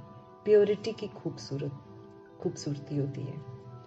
कोई चीज वहां लगाने की जरूरत नहीं है। तो परफ्यूम लगाओ, लोग क्रीमें लगाते हैं, वो जेल लगाओ, ये जेल लगाओ, ऊपर से लेकर नीचे तक सब नहाते रहते हैं जेल से, लोशन से, है ना, ताकि खुशबू आए, क्योंकि अब बदबू वाले शरीर है ना, क्या करें, खुशबू लाने के लिए वो करते हैं। वरना अगर ना लगाएं तो इतनी बदबू आती है कि आजकल तो और खौफनाक समय आ गया है कि इलेक्ट्रिक बसेस हैं और एसी बसेस हैं, बंद रहती हैं। भाई अंदर मर ही जाए इंसान, इसलिए लोग परफ्यूम लगाते हैं। लेकिन फिर भी सबके पास थोड़ी होता है परफ्यूम। तो कितनी बदबू होती है, कई एक जगह अंदर बंदा सांस नहीं ले पाता है। तो अब तो और मौत के अच्छे अच्छे तरीके बन रहे हैं। मेट्रो में एक जगह बंद है, कैद है एकदम तो कोई चीज वहां पर लगाने की जरूरत नहीं पड़ती है। तो अभी हम ब्राह्मण जब बनते हैं प्रभु के, तो दादी जनक कहती है कि अगर आप पवित्र बन रहे हो, आपके पास से पसीने की बदबू नहीं आएगी, शरीर से बदबू नहीं आएगी। उन्होंने बोला था अगर आप दैवी गुणों की धारणा कर रहे हो, अगर आप प्रभु की श्रीमत पर चल रहे हो, आपके पास से बदबू नहीं आएगी। अगर आ रही है तो डेफिनेटली खान पान तामसिक है, सोच तामसिक है, बोल गड़बड़ है, कुछ भी गड़बड़ है, लेकिन कुछ गड़बड़ है तभी स्मेल आएगी, अदरवाइज नहीं आनी चाहिए। ब्राह्मणों जो बाबा के बच्चे हैं उनको परफ्यूम नहीं लगाना है। जो परफ्यूम लगाते हैं फिर एक क्लास कराते हैं सचिन भाई, वो कहते हैं वहीं से पता चल जाता है कि इसकी बदबू शरीर की खत्म नहीं हुई है, इसमें देह का भान है। जब तक हमारे अंदर देह का भान है, देह का अभिमान है और दैहिक विधि से हम खा पी रहे हैं, दैहिक विधि से हम सोच रहे हैं, अपने आप को देह समझ रहे हैं, तब तक हमारे पास बदबू है। तो ये भी एक चीज है। अगर हम सच्चे हैं ना, अगर हम पवित्र बन रहे हैं, फिर हमारे पास बदबू नहीं आएगी। परफ्यूम लगाने की जरूरत नहीं है ब्राह्मणों को, कोई चीज लगाने की जरूरत नहीं वहां। यहाँ तो शरीर ही तमो प्रधान तत्वों के बनते हैं, इसलिए बीमारियां आदि होती हैं। वहां ये बातें होती, बीमार भी नहीं होते वहां पर। नो खांसी, जुकाम, बुखार, कोई तरह की बीमारी नहीं है। निरोगी काया है, कंचन काया है, ट्रांसपेरेंट काया है। अभी तुम्हारी आत्मा को अब यहाँ ट्रांसपेरेंट नहीं है, अंदर दिखाई नहीं देता कितना खिचड़ा है। ये तो कोई किसी के पीछे आशिकी न करे देह को देखकर आशिकी करते हैं आजकल सोल्स, देह को देखकर जॉब पर रखते हैं। तो अगर पता चल जाए ना अंदर क्या है, तो कभी भी न देखें देह को। वहां ये बातें होती नहीं। अभी तुम्हारी आत्मा को बहुत खुशी है कि हमको बेहद का बाप बढ़ाकर हमको नर से नारायण अथवा अमरपुरी का मालिक बना रहे हैं। इसलिए गायन है, अति इंद्रिय सुख अगर पूछना है ना, तो गोप गोपियों से पूछो, यानी कि जो सोल्स प्रभु की दीवानी हो जाती हैं उनसे पूछो कि अति इंद्रिय सुख होता क्या है, क्योंकि उनको अनुभव कराते हैं प्रभु अति इंद्रियों से परे का सुख। इंद्रियों का सुख तो विनाशी होता है ना, अल्पकाल का होता है। हमें कोई भी चीज सुख देती है ना थोड़े समय के लिए, फिर हमको लगता नहीं कुछ और चाहिए, कुछ और चाहिए। लेकिन अति इंद्रिय सुख जो है वो इंद्रियों से परे का सुख है। इसलिए गायन है, अति इंद्रिय सुख अगर पूछना हो तो गोप गोपियों से पूछो। भगत लोग इन बातों को नहीं जानते हैं। जो भगत है ना, वो इन बातों को नहीं जानते हैं। तुम्हारे में भी खुश रहें और इन बातों का सिमरन करते रहे, ऐसे बच्चे बड़े थोड़े हैं। जो प्रभु जी हमको सुनाते हैं उसका सिमरन करते रहना और खुश होते रहना, ऐसे वाले बच्चे बहुत थोड़े हैं। अबलाओं पर कितना अत्याचार होते हैं। जो गायन है द्रौपदी का, वो सब प्रैक्टिकल में अभी हो रहा है। द्रौपदी का गायन है ना, मुझे बचाओ, मुझे बचाओ, मेरी इज्जत। तो बहुत सारी सोल्स अपवित्र वरना पवित्र बनना चाहती हैं पर उनको पवित्र रहने नहीं दिया जाता है। तो घरों में बड़े सारे दुशासन और दुर्योधन बैठे हुए हैं। तो आज समय चल रहा है उसका। जो गायन है ना द्रौपदी का, वो तो एक द्रौपदी दिखाते हैं, वो सब अभी प्रैक्टिकल में हो रहा है। द्रौपदी ने क्यों पुकारा ये मनुष्य नहीं जानते हैं। बाप ने समझाया है, तुम सभी आत्मा रूपी द्रौपदियां हो, चाहे मेल शरीर में चाहे फीमेल। तो ऐसे बहुत सारे मेल शरीर में आत्मा है जो पवित्र रहना चाहती हैं, लेकिन जो उनके साथ फीमेल्स रहती हैं वो नहीं रहना चाहती हैं। तो इस समय आत्मा रूपी द्रौपदियां हैं। ऐसे नहीं फीमेल सदा फीमेल ही बनती है ना। इसलिए देखो, हम आत्माओं में वो कॉन्शियसनेस नहीं आना चाहिए कि हम फीमेल हैं और मेल हैं, है ना। ये जो विमेन एम्पावरमेंट बनाते ना, विमेन्स डे, हम आत्माओं को थोड़ी सेलिब्रेट करना है, हम तो सोल्स हैं। बाबा ये मेन विमेन इसी का तो भान निकालते हैं। यही तो भान हमारे अंदर नहीं होना चाहिए, लेकिन ये भान अभी भी है। उस दिन फिर दादियों को दिखा देंगे, मातेश्वरी को दिखा देंगे, मतलब मेल्स भी डालते हैं ये सारी चीजें। मतलब मेल समझते हैं यही फीमेल है, नहीं, बाबा समझ देते हैं। ऐसे नहीं कि फीमेल सदैव फीमेल ही बनती है, 2 बारी फीमेल बन सकती है, जास्ती नहीं। 2 बार फीमेल, 2 बार मेल, 2 बार फीमेल, 2 बार मेल। तो हम सभी आत्माओं के अंदर आप देखेंगे फीमेल वाला क्वालिटीज भी होता है और मेल वाला भी होता है, सब में होता है।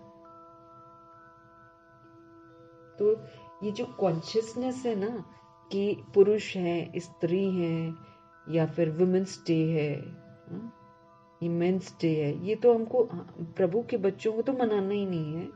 लेकिन वही है, समझ की कमी है, इसलिए अभी भी आत्मा का पाठ पक्का नहीं हुआ है।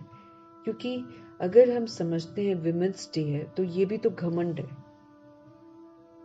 ये भी तो घमंडी दिखा रहे हैं हम विमेन है। देह का अभिमान। कौन विमेन है? बॉडी विमेन और मैन है। आत्मा बिंदी तो बिंदी है, फिर निकल कर तो वो बिंदी है, वो थोड़ी है विमेन और मैन। वो तो कर्मा रोल है, तो कोई कर्म उसमें बैड करता है तो फिर वो वैसा बनकर उसको चुप तो करता है। बाकी ऐसा नहीं है, मीठे बाबा बोलते हैं कि फीमेल सदैव फीमेल बनती है, तो हमको तो विमेन्स डे तो मनाना ही नहीं है। नहीं तो वो भी घमंड है कि मैं विमेन हूँ, वो मेन है, वो विमेन है, यही तो देह का अभिमान है। सोचने वाली बात है ना, जो शरीर रूपी इंस्ट्रूमेंट है ये मेल और फीमेल है। हम ना ये मेल इंस्ट्रूमेंट ऊपर ले जा सकते हैं तो ना फीमेल इंस्ट्रूमेंट ले जा सकते हैं। अल्टीमेटली इसको चलाने वाली कौन है? सोल है। तो मैं सोल विमेन हुई नहीं, मैं सोल मैन हुई नहीं, वो तो रोल है। इन बातों को हम समझते नहीं और वही हरकतें कर रहे। भाई तो ना बाबा जो कहते हैं ना कि भक्ति में वो जो तुम करते थे वो तुम अब नहीं कर सकते हो, लेकिन अभी वही हो रहा है। भक्ति के सारे त्योहार मनाए जा रहे हैं, उसी विधि से मनाए जा रहे हैं जैसे बाहर मनाए जा रहे हैं। तो फिर हम तो प्रभु के मददगार नहीं बन रहे हैं ना, हम तो वही कर रहे हैं जो दुनिया कर रही है।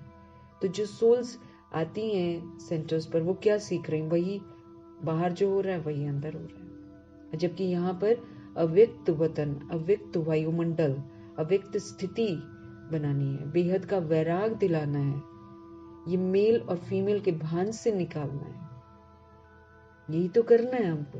लेकिन नहीं कर रहे, वही स्थूल वृत्तियों से मना रहे हैं। तो फिर हम कर क्या रहे हैं? हम तो फिर समझो सियाने ब्रह्मा बाप की तरह नहीं बन रहे हैं ना।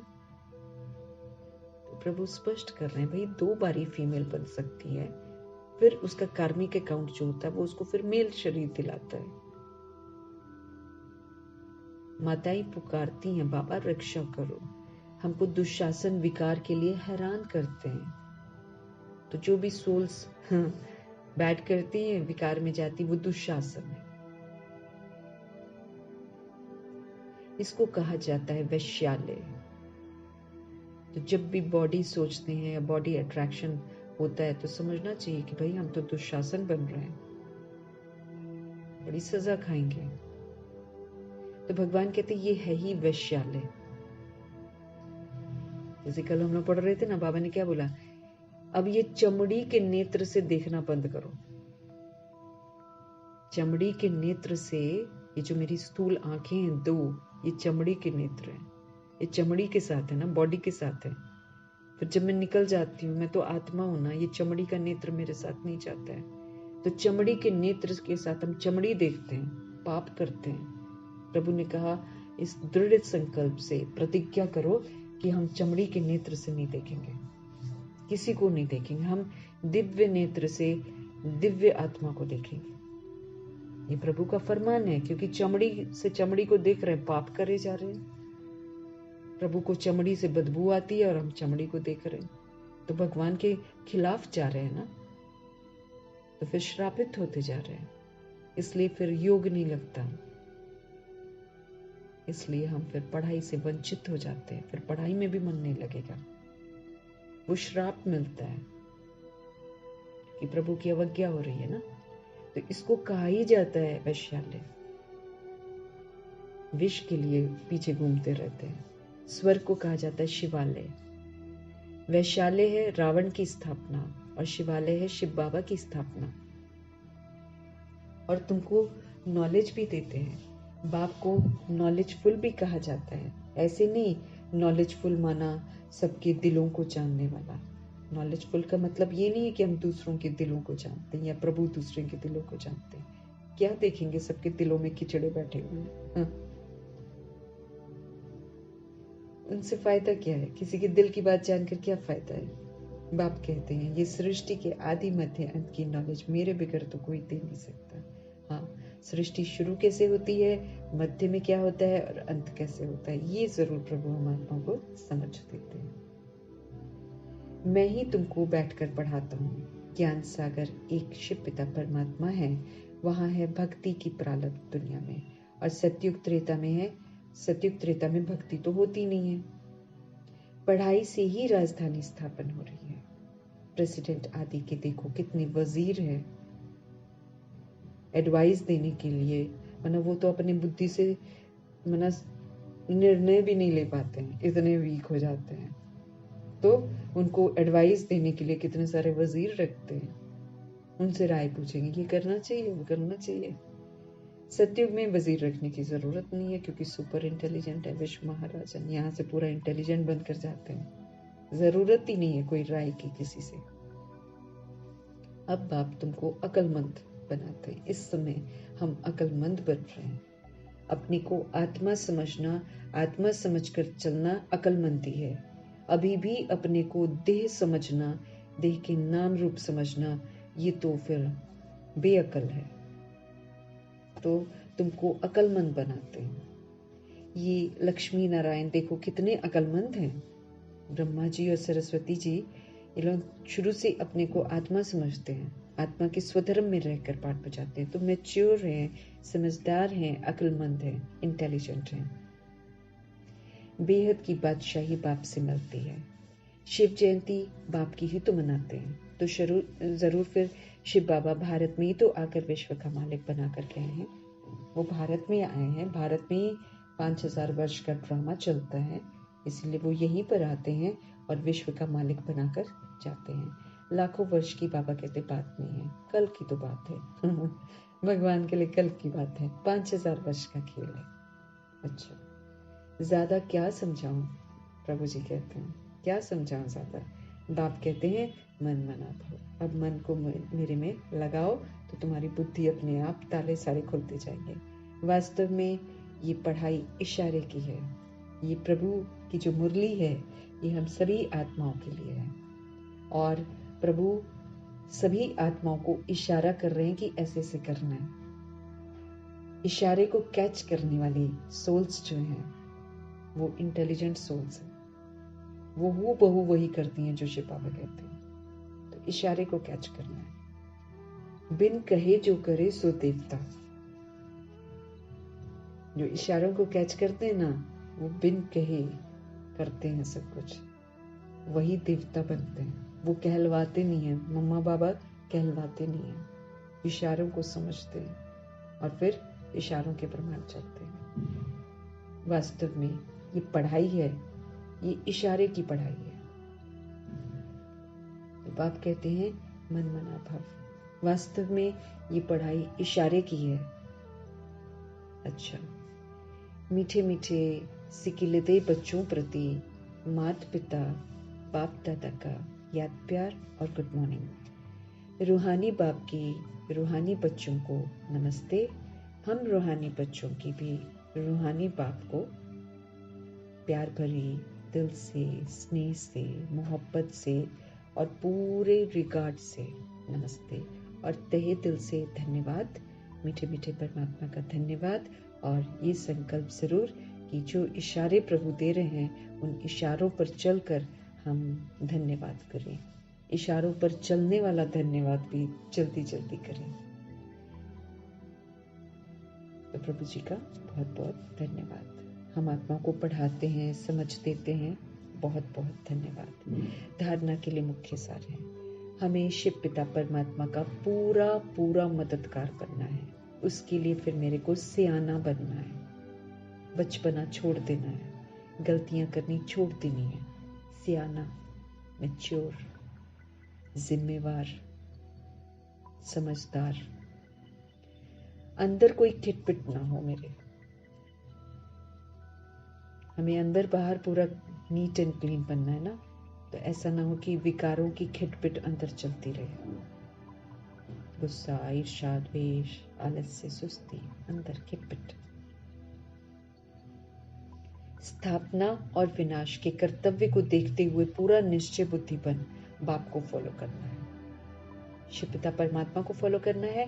कर्मा कहीं पर गड़बड़ लगे तो ब्रह्मा जी को फॉलो करना है, निश्चय बुद्धि होकर। स्थापना और विनाश के कर्तव्य को देखना है कि कैसे ब्रह्मा जी स्थापना करते हैं। सतयुग की स्थापना मतलब सतयुग का जो भी नॉलेज प्रभु की मिलती है उसको पूरा अपने बुद्धि में धारण करते हैं।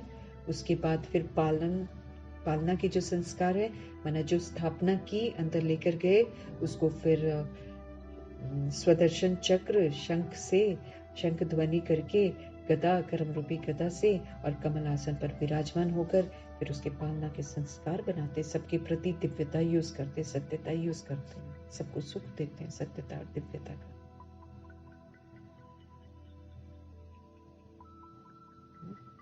पूरा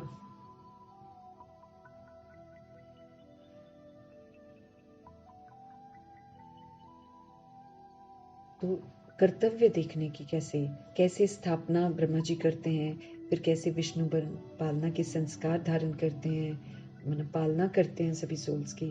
फिर उसके बाद शंकर बनकर बुद्धि की लाइन एक प्रभु से क्लियर करके योग अग्नि से पापों को भस्म करते हैं, अपने अंदर की जितनी त्रुटियां हैं उसको खत्म करते हैं, विनाश करते। तो उसका कर्तव्य को देखते हुए निश्चय बुद्धि बनकर हमें पाप को फॉलो कर, हमें भी अपने लिए स्थापना करनी है, हमें भी पालना के संस्कार बनाने हैं, हमें भी शंकर बनकर आसुरीपन को खत्म करना है।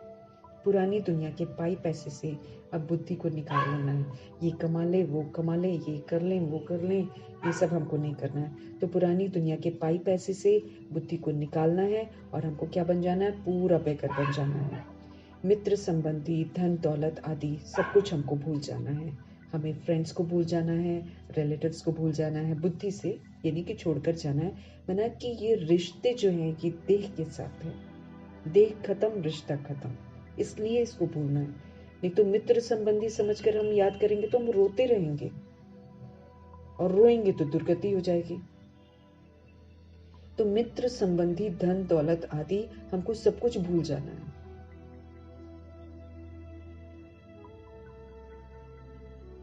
भूल जाएंगे तो फिर आत्मा होएगा, फिर तो मालूम है कि अरे आत्मा तो मरी नहीं है, हम सभी आत्माओं ने मुक्त होना है। तो देह का अटैचमेंट नहीं रहेगा, रिलेशंस का अटैचमेंट नहीं रहेगा, नहीं तो अटैचमेंट रह जाएगा, उससे मेरी दुर्गति हो जाएगी। वरदान आज का सदगुरु जी का वरदान है, संगठन में रहते, सब मिलजुल कर रहते, सबके स्नेही बनते, बुद्धि का सहारा एक बाप को बनाने वाले कर्म योगी भव। मीठे मीठे परमात्मा कहते हैं संगठन में रहते। कल भी बाबा ने हमको यही समझाया है, हमको रहना तो साथ में है ना। अगर जैसे सेंटर्स पर भी रहते, मधुबन में भी साथ रहते, तो संगठन में रहते, सबके स्नेही भी बनना है। स्नेह सबसे रूहानी स्नेह रखना है, लेकिन बुद्धि सहारा किसी का नहीं लेना है। ये नहीं कि अलौकिक है तो हम सहारा ले लें। भाई अलौकिक से भी धोखे मिलने हैं, वो भी मेरे लिए परीक्षा बनने वाले हैं। तो मुझे अलौकिक पर भी सहारा नहीं बनाना है किसी को भी। मुझे बुद्धि का सहारा सिर्फ एक बाप को बनाना है। हर बात मुझे अपने बाप से करनी है। ये नहीं कि अलौकिक में किसी एक को मैं बना लूं और मैं सोचूं कि मैं तो इससे सारा कुछ शेयर कर लेती हूँ। वो कल को मेरी ही बातें सुनाएगी। दुश्मन बन जाएंगे तो अलौकिक ही पेपर बनेंगे मेरे। फिर लौकिक तो बनेंगे ही बनेंगे, अलौकिक कोई हमें छोड़ने वाले नहीं है। ये भी पेपर बनने वाले हैं। इनमें कोई कैसा है, कोई कैसा है, कोई दास दासी है, कोई प्रजा है, कोई साहूकार है, कोई तरह तरह की सोल्स है। तो हम अगर सहारा ले लें किसी का कि ये अलौकिक है, ये प्रभु के ज्ञान में चल रहा है, इस पर मैं यकीन कर सकती हूँ, इसको मैं अपनी सारी बातें बता सकती हूँ, मेरी मदद कर देंगे। नहीं, किसी को सहारा नहीं बनना है। बुद्धि का सहारा एक बाप ही होना चाहिए। बुद्धि का सहारा एक बाप को बनाने वाले कर्म योगी भाव।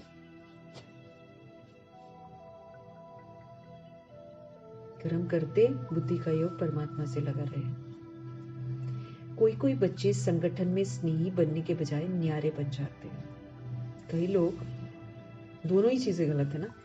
कोई कोई बच्चे संगठन में स्नेही बनना है ना हमको, लेकिन बाबा कहते हैं बिल्कुल ही डिटैच हो जाते हैं, न्यारे बन जाते हैं, डरते हैं कहीं फंस ना जाए, इससे तो दूर रहना ठीक है।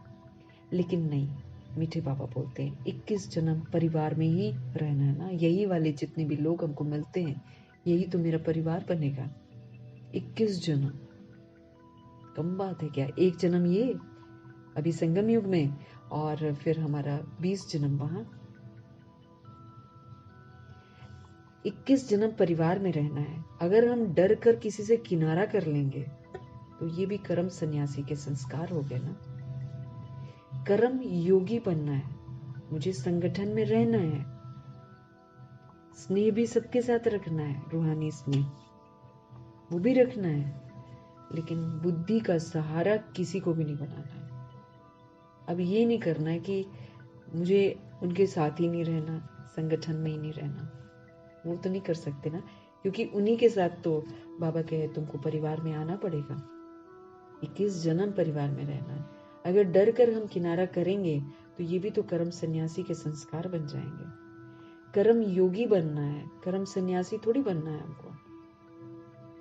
संगठन में रहो, सबके स्नेही बनो, लेकिन बुद्धि का सहारा एक शिव पिता परमात्मा, दूसरा न कोई। है ना, वही हो जाता है ना कि अलौकिक में आकर दोस्तियां नहीं करनी है, अलौकिक में आकर फेमिलियरिटी में मुझे नहीं आना है, अलौकिक में आकर संगठन में जरूर रहना है, स्नेह भी मुझे सभी से करना है, लेकिन एक्सपेक्टेशंस रखना, सहारा बनाना, ये मेरी गलती है, क्योंकि सारे आधार टूटने हैं।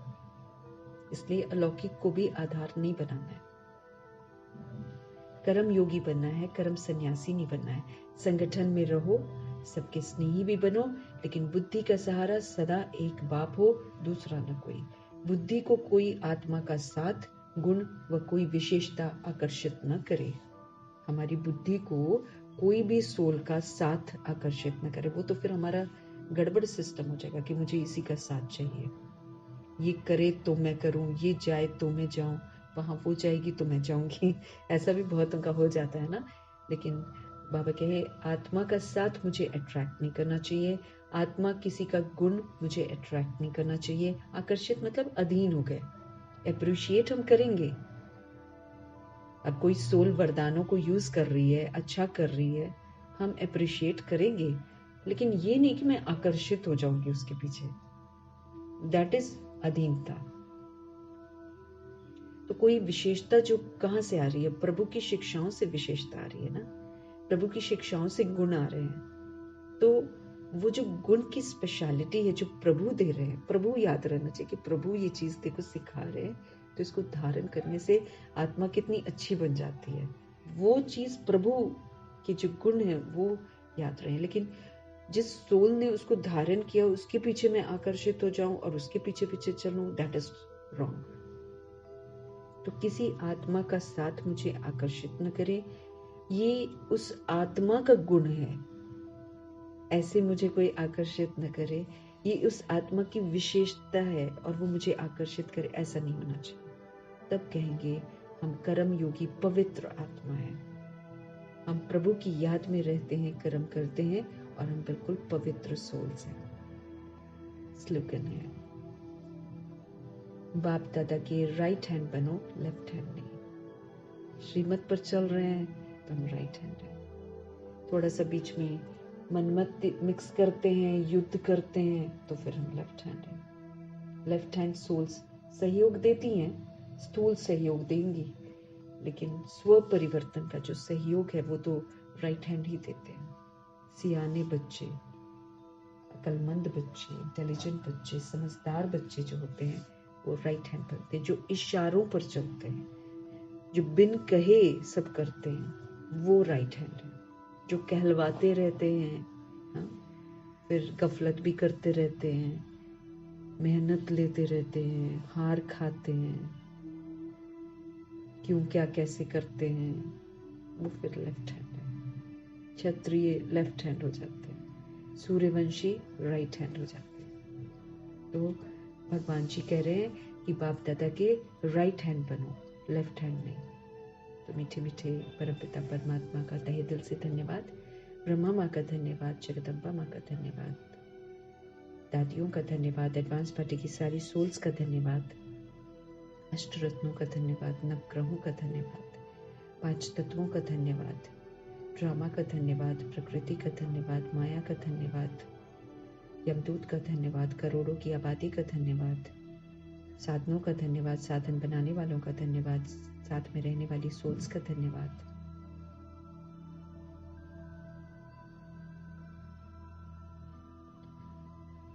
जो भी अविनाशी खजाने मिले हैं उनका धन्यवाद, संगम युग के समय का धन्यवाद, और जो भी हमें ज्ञान खजाने मिलते हैं उनका धन्यवाद। बहुत सारी सोल्स हमारे मददगार बनते हैं, उनकी वो जो करते हैं उसको हम किसी तरीके से चुकतू नहीं कर पाते हैं ना उसको, तो उसके लिए हम धन्यवाद करेंगे, उसके लिए हम दुआएं करेंगे। इस विधि से हम उसका जो हिसाब किताब है वो चुकतू करते हैं। तो उनका भी धन्यवाद, और फिर ज्ञान खजाने जो प्रोवाइड करते हैं उनका धन्यवाद, और पूरे यूनिवर्स का धन्यवाद, और आप सभी सोल्स का भी धन्यवाद। ओम शांति।